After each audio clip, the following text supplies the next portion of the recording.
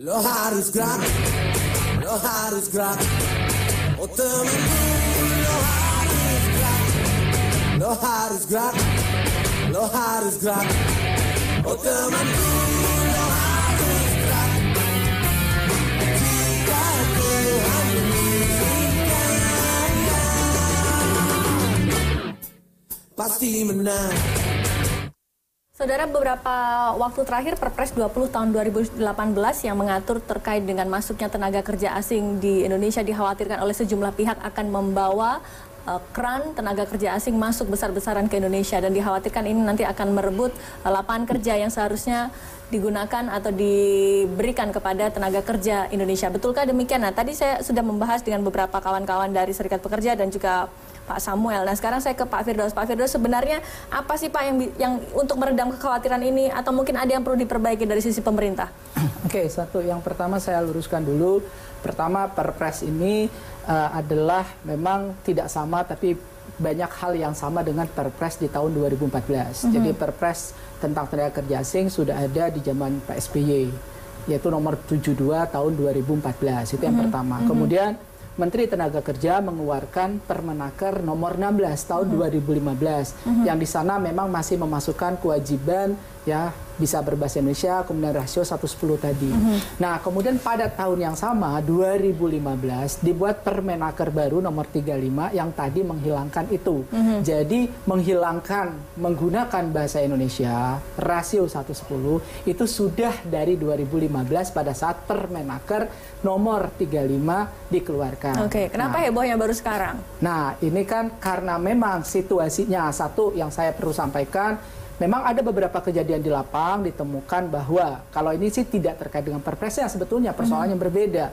Ada beberapa tenaga kerja asing yang mereka awalnya menggunakan visa wisata, kemudian menjadi pekerja ya di perusahaan, itu kan satu pelanggaran. Dan ini bukan cuma di Indonesia loh.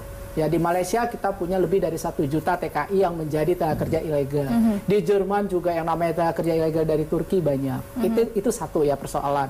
Kemudian yang kedua, yang ingin saya luruskan, jadi tidak menggunakan bahasa Indonesia itu bukan di Perpres yang baru. Tapi itu kebijakan Jokowi juga. Betul. 2015, Maksud saya, 16, 35. ya, dari 16 tahun 2015, 35 2015 itu tahun yang sama. Dan Perpres 20 ini adalah puncak akumulasi dari kekecewaan karena di Perpres 20 ini kemudian memudahkan syarat-syaratnya. Nah, ini kemudian IMTA itu dipermudah. Oke, saya jelaskan dulu ya. Lanjutkan, Kalau Pak itu Firdaus, silakan, saya jelaskan dulu.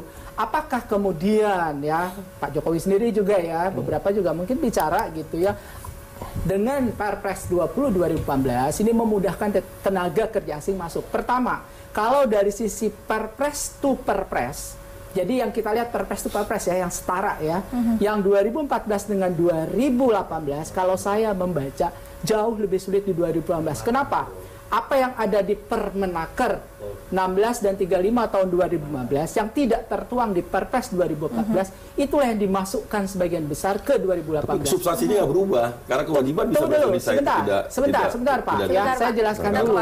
Pertama, IMTA apakah tidak ada salah baca dengan baik? Di 2018 ada IMTA, cuma IMTA di 2014 pakai huruf kapital yang disingkat IMTA. Jadi dengan sangat mudah kelihatan. Oke, IMTA ini apa Pak? Kalau izin masuk tenaga kerja asing. Oke, baik. Kemudian RPTKA tidak ada loh di Perpres 2014.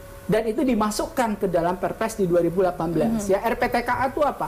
Jadi kalau orang memasukkan tenaga kerja sih nggak mungkin tadi dengan visa yang ilegal, karena di situ harus ada syarat kenapa dia menggunakan itu, berapa lama, pada posisi apa. Nah, kemudian yang paling penting yang tidak ada di Perpres 2018. Nah, ini bisa digunakan oleh teman-teman serikat. Ada satu ayat ya di pasal 1 ayat kedua. Penggunaan tenaga kerja asing harus melihat kondisi pasar tenaga kerja di dalam negeri. Jadi kalau tenaga kerja asing mau mengisi pasar tenaga kerja yang kasar, misalnya dalam tanda kutip, tetapi teman-teman merasa oversupply, ya teman-teman bisa mengajukan gugatan. Nah, maka kalau saya melihatnya solusi yang paling penting adalah, kan ini kan Perpres baru April, klausulnya kan nanti 3 bulan baru dilaksanakan. Artinya apa? Manakala nanti teman-teman di Dewan yang terhormat nanti yang mengawal pada saat nanti peraturan Permenakernya itu yang harus dikawal. Oke, Nah, baik. jadi solusinya di sana. Jadi kalau perpres to perpres, kan ini persoalan kita perpres ya. Nah, jadi kalau perpres to perpres dengan 2014, tolong dibaca betul-betul dengan baik. Oke. Nah, Jadi sekarang persoalannya teman bukan Mas Rusdi, apa perpres, aja? persoalannya adalah kebijakan mengenai TKA-nya secara utuh. Mau 16, Permenaker 16, Permenaker 35 dan juga perpres ini satu paket secara umum. Dan setelah perpres ini mungkin juga akan bisa jadi akan lahir Permenaker baru yang substansinya adalah Pak Jokowi bilang ketika dia rapat kabinet, ya udahlah nggak usah ribet-ribet, dipermudah aja masuknya segala macam. Masuknya mereka juga membawa uang, toh juga membawa uang mereka akan menciptakan lapangan pekerjaan. Itu substansinya. Jadi apa namanya? Saya berharap besar para tim ahli ini kemudian tidak menjadi corong dari pemerintah kemudian seolah-olah ini membenarkan. Karena substansinya adalah dia ingin memberikan kelonggaran semudah mungkin. Buat kami nggak ada masalah, sekali lagi adalah kami tidak anti TKA segala macam. Yang kami inginkan adalah perlindungan dari pemerintah ketika kami sekarang susah mencari kerja, gitu kan. Kemudian ruang-ruang itu kemudian diambil oleh teman-teman yang lain. Nah, misalnya hari ini, ketika tadi saya sampaikan teman-teman dari sektor swalayan, bahkan anggota kami satu swalayan, dia ada problem hari ini untuk negosiasi upah. Bisa jadi dia nggak naik upah segala macam, sangat kecil upahnya. Satu swalayan besar. Sebelumnya beberapa swalayan udah hancur duluan segala macam, di otomotif turun, kemudian di elektronik turun segala macam. Nah kemudian yang ter-PHK ini kemudian lari ke ojek online. Kalau 2-3 tahun lalu, ketika mungkin PHK tidak terlalu besar, pendapatan ojek online ini masih lumayan, bisa dapat 200.000 dalam sekian jam. Nah hari ini dengan dengan bisa jadi ordernya berkurang di ojek online itu, tapi kemudian jumlah tenaga kerja atau driver online makin banyak. Nah, karena kami juga sedang organize teman-teman yang kalau online itu aneh, dia bukan formal dan bukan informal segala macam. Ini lebih parah.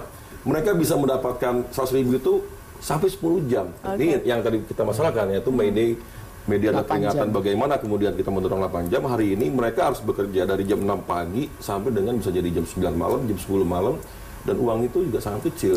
Nah, itu yang kemudian menjadi marah dari masyarakat ketika ketika lapangan pekerjaan susah, tapi kemudian ada lapangan pekerjaan yang seharusnya bisa diambil oleh orang Indonesia, kemudian diberikan semudah mungkin kepada itu Mbak ya, jadi saya tolong dibaca nanti. Ini yang tidak ada di Perpres sebelumnya, tidak ada di Permenaker, tapi ada di 2018. Meskipun tadi yang saya sampaikan, kalau Pak Jokowi mengatakan memperberat, tapi kita lihat produk hukumnya.